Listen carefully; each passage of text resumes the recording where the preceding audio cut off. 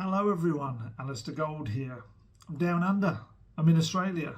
You wouldn't know it because I couldn't have picked a blander, more boring backdrop for this video, but unfortunately, needs must.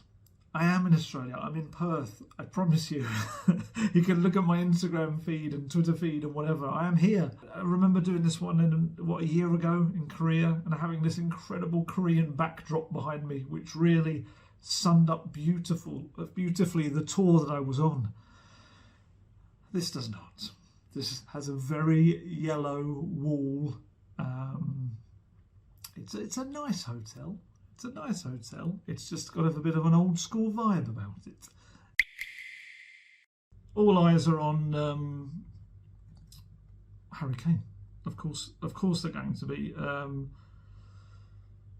Yeah, I mean, sorry. As you can probably tell, I'm also getting loads of kind of messages in and stuff as well, because there's so much going on right now. We're kind of trying to keep a track of what Spurs are doing, the transfer market and everything.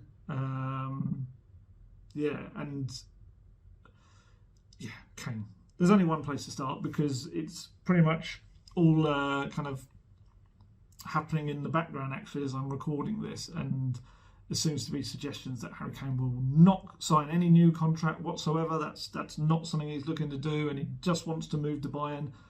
From what I understand at this exact point in time, as I'm recording this, is that there's no intention to sign a contract this summer, and this is something I've said before. But absolutely, there's no sense from speaking to anyone really that Harry Kane.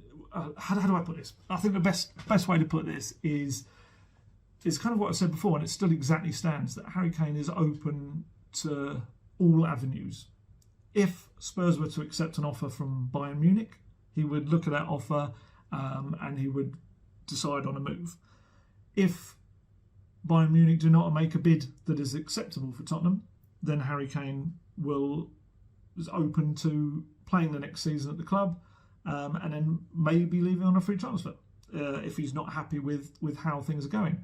But the third option is also, from what I understand, absolutely open, remains open to Harry Kane, is that if he sticks around, plays under Postecoglou, really enjoys it, feels like the club are moving forward and that there's a chance of winning trophies, then there's every chance that a new contract could be an option in the later this year. People that know people, it's such a weird tangled web that's weaved.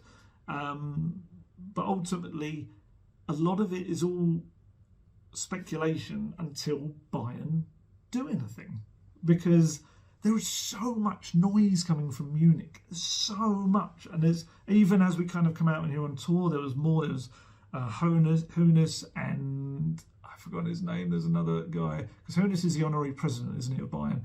And there was another chap high up. It begins with a K. It's gone out of my head.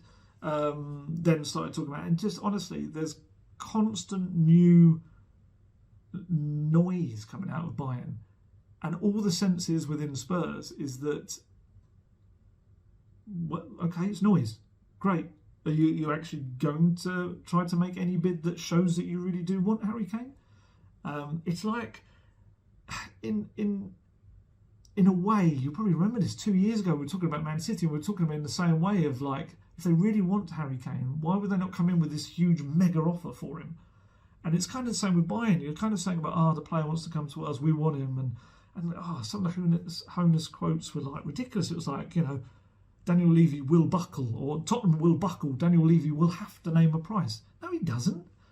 Make an offer that actually, we know that they're looking for likely to be over £100 million.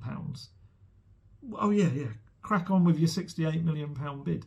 Unless something drastically changes, I can't see why Spurs would suddenly change their mind completely. As I say, my latest information, which is right now, as I'm recording this, is that Harry Kane is open to all three of those options, and we'll see how it plays out. I totally understand the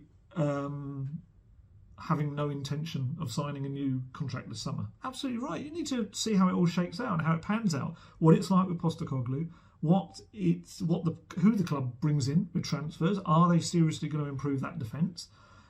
If Højbjerg goes, do they bring in, a really good midfielder to replace him? There's so many aspects to this. So many of them. And I understand that completely. But yeah, from what I understand, it's not a case that he has no intention of signing a contract whatsoever in the future at all. It's very much still exactly that. All three options open. So...